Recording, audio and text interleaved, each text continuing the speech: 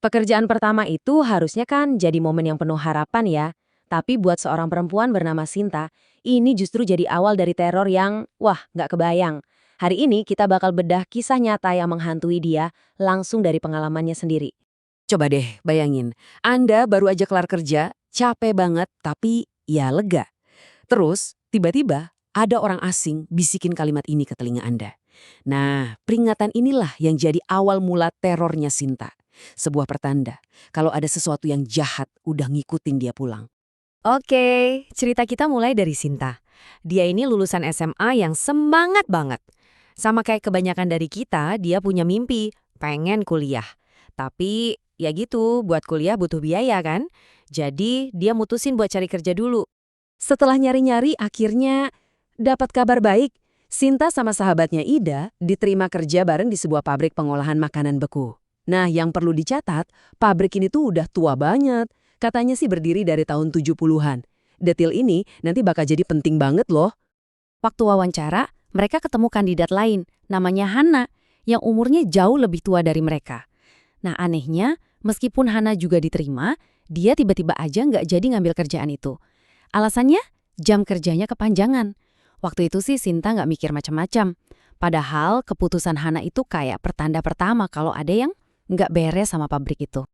Apa yang harusnya jadi awal yang seru dan penuh harapan, malah cepet banget berubah jadi mimpi buruk yang beneran nyata. Dan ini semua dimulai pas hari pertama Sinta training. Coba lihat deh, seberapa cepat teror ini dimulai.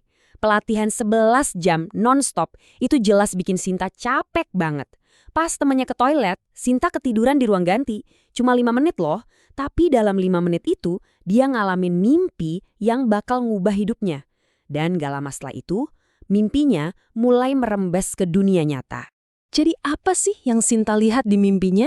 Oke, bayangin ya, sosok ini pakai seragam yang sama persis kayak dia, tapi mukanya hancur total, penuh darah, ada luka-luka kayak nanah gitu, dan matanya hancur juga.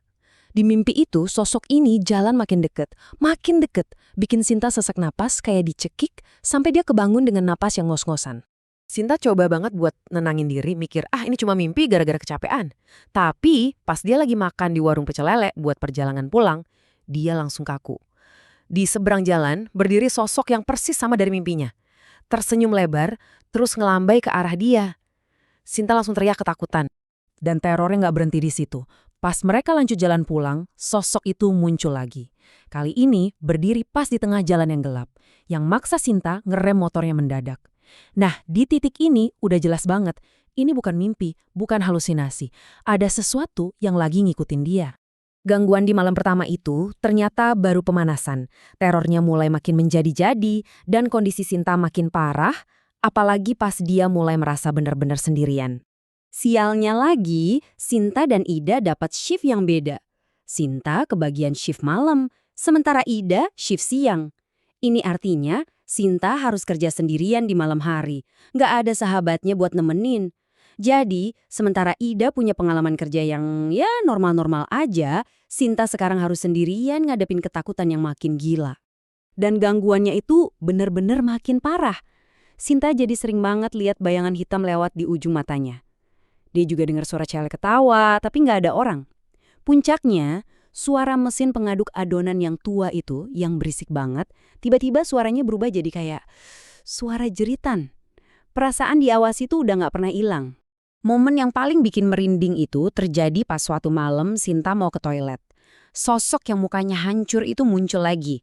Kali ini deket banget. Dia ketawa, kenceng banget sambil mulai jalan ngedeketin Sinta. Bau amis sama busuk tiba-tiba nyengat. Dan dada Sinta asanya sesek banget. Rasa takutnya itu udah kelewat batas sampai akhirnya dia pingsan. Dan baru ditemuin 2 jam kemudian. Udah, setelah kejadian itu, Sinta nyerah. Dia nggak tahan lagi. Dia mutusin buat resign. Tapi, dia bakal segera sadar kalau ninggalin pabrik itu bukan berarti dia bisa ninggalin teror yang udah nempel sama dia. Pas Sinta mau nyuci seragam kerjanya buat dibalikin, dia nemuin sesuatu yang ganjil.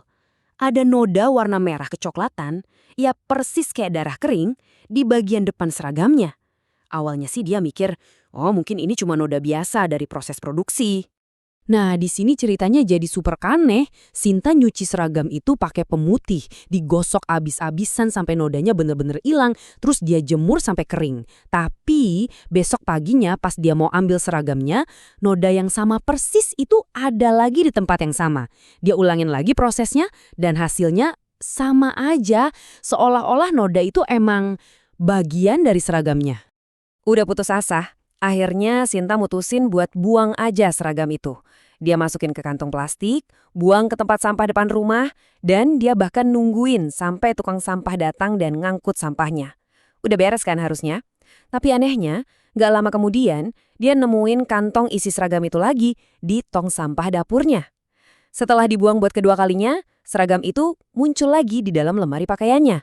Ini udah gak masuk akal.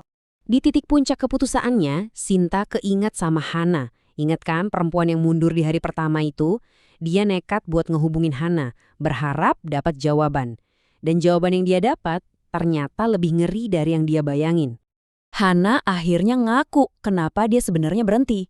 Ternyata Hana ini punya kelebihan, dia peka sama hal-hal goib. Pas hari wawancara itu, dia ngeliat ada barisan pegawai lagi jalan. Seragam mereka kotor, penuh darah, mukanya pucat, dan ada luka bernanah. Dia langsung tahu, mereka itu bukan manusia, dan dia nggak mau ambil resiko diganggu. Omongan Hana ini bikin Sinta mikir keras. Kenapa cuma dia yang diganggu? Kenapa bukan Ida? Terus, dia ingat sesuatu yang pernah diomongin dengan sombongnya sebelum wawancara. Dia ingat pernah bilang ke Ida, pabrik ini pasti ada setannya. Sekalian uji nyali di sini. Penasaran juga aku, mau lihat hantu. Ternyata, dia sendiri yang udah nantang dan ngundang mereka. Akhirnya, dengar saran dari Ida, Sinta ngelakuin satu-satunya hal yang tersisa. Dia bawa seragam terkutuk itu keluar rumah dan dia bakar sampai jadi abu. Ajaibnya, setelah seragam itu musnah, semua gangguan, mimpi buruk dan perasaan diawasi itu langsung berhenti total. Ikatannya akhirnya putus. Cerita Sinta emang berakhir di sini, tapi ada satu pertanyaan besar yang masih gantung. Siapa sih sebenarnya sosok berwajah hancur itu? Apa dia arwah mantan pekerja yang tewas karena kecelakaan kerja yang mengerikan? Atau jangan-jangan itu perwujudan kemarahan dari para penunggu pabrik yang terpanggil gara-gara tantangan konyol Sinta? Mungkin kita nggak akan pernah tahu jawabannya. Terima kasih sudah menyimak kupasan kali ini.